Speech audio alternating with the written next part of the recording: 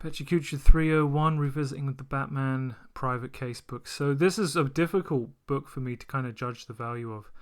Written by Paul Dini, one of the lead minds behind the 90s Batman cartoon show.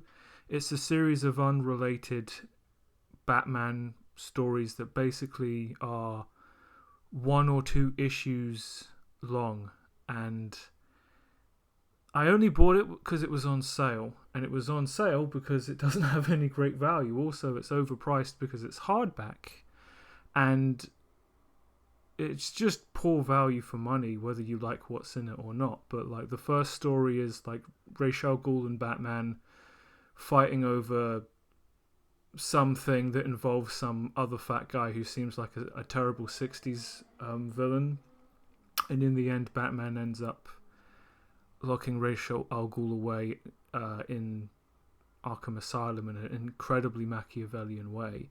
While Paul Dini's writing is always very clever, and the pace has to move at quite a clip, it feels like every single character in all of these stories is devalued because of the trivial nature of the events. Because it's just like a Saturday morning kids show. At the end of every story, you end up with actually, you're right back at the start. Nothing's actually happened. So, there's a bit where Batman literally throws Ra's al Ghul out of a building, then has him drugged and left in Arkham Asylum to rot. Going so far, of course, as to disguise himself as one of the techs to ensure that he actually, ends up in the basement. Paul Dini's opinion of Batman might have changed over time, but sometimes I do feel he writes him in a way that is a little too dark in the wrong way.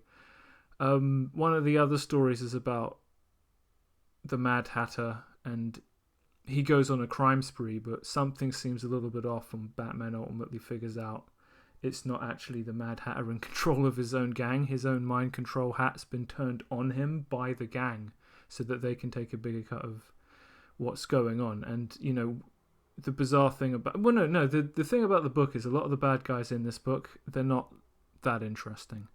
The Mad Hatter's only interesting in the Arkham games when he's voiced by Peter McNichol, because Peter McNichol's a fantastic actor.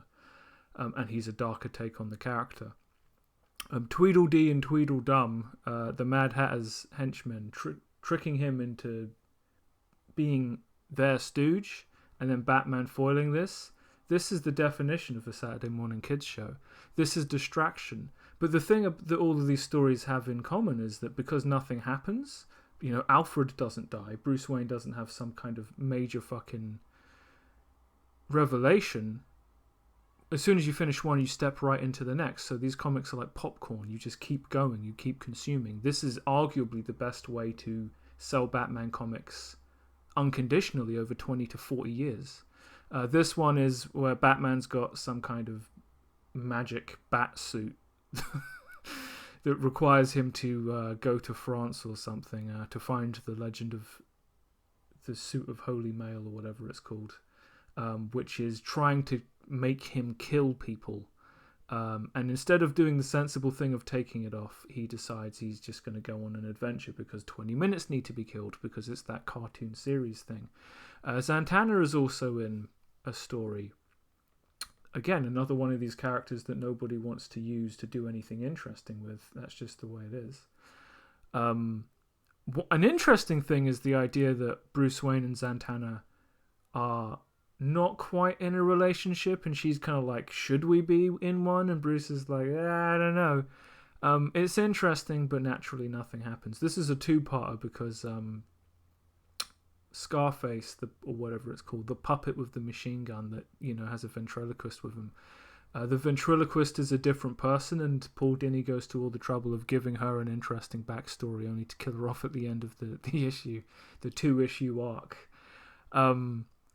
It's all very entertaining to read, but it just doesn't leave any taste in your mouth at the end, positive or negative, unlike something that like what Frank Miller would write, which will stick with you forever, for better or worse. And the final story in the book is there's a mystery murder going on, a new serial killer in Gotham.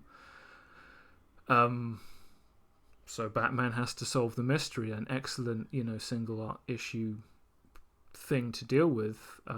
One of the cute things is the idea that Bruce Wayne is on a message board asking for help, or seeing what other smart people are thinking about this serial killing as it happens.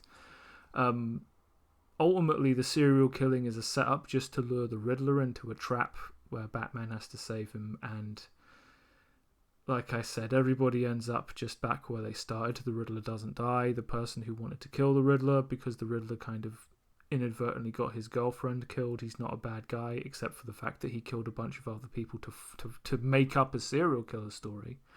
To kill the Riddler, it's tragic, it's well written, but ultimately none of it goes anywhere.